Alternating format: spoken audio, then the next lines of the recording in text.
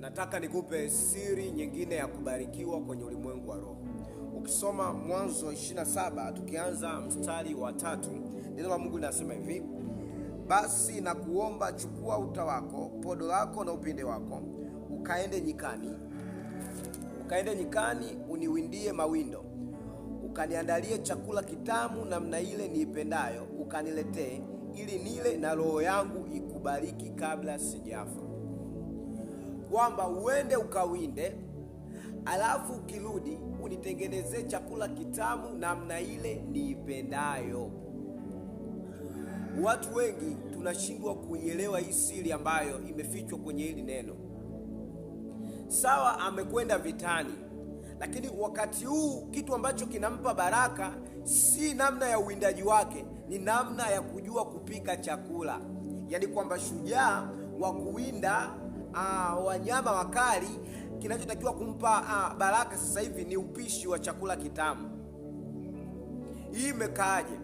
Kuna watu wapo makanisani wana uwezo wa kufanya vitu vikubwa. Unakuta ni mpigaji kinanda, ni mwombaji mzuri, ni mhubiri mzuri, lakini bado kwenye kubarikiwa kuna sifa Mungu ambazo anazihitaji ni za kawaida sana, ambazo usipogundua kumbe ndio vitu vinavyompendeza Mungu.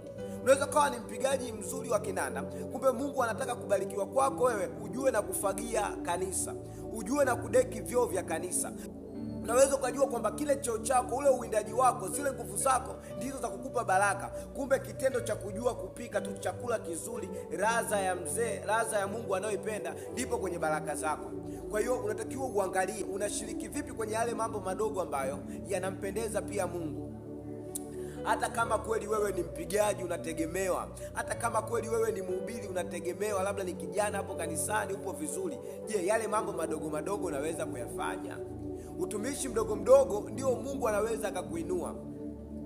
Tunakuta kuna watu washajiwekea wao hawawezi kufagia kanisa, wao hawawezi kudeki kanisa, hawawezi kufuta kanisa, hawawezi kufuta viti, hawawezi kufanya vitu vidogo vidogo, kwa sababu wanaona wao ni wawindaji, wanaweza kufanya vitu vikubwa mbele za Bwana, wanaweza kupiga mapiano, wanaweza kuomba masafa marefu. Kumbe Mungu anataka uwe hata na kaupendo kidogo.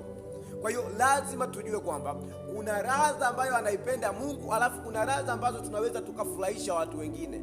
Kweli kipaji ulichonacho, uwezo uliokuwa nao unafurahisha watu wengine. Je, kama Mungu kwake unanyenyekeaje kukuona bado ni mdogo kwake, unahitaji baraka?